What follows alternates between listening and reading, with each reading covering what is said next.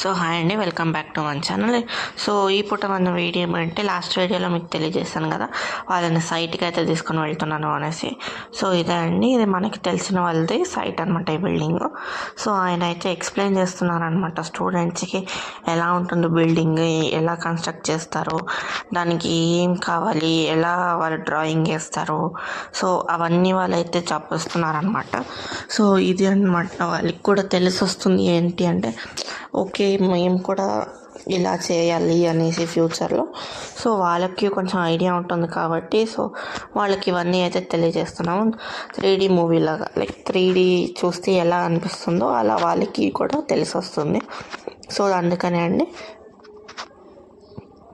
So ఇంకా వాళ్ళకి కూడా పైన ఇక్కడ గ్రిల్స్ అనేది కనిపిస్తున్నాయి కదా, సో అది కూడా ఆయన ఎక్స్ప్లెయిన్ చేస్తున్నాను అనమాట ఆయన స్టూడెంట్స్కి.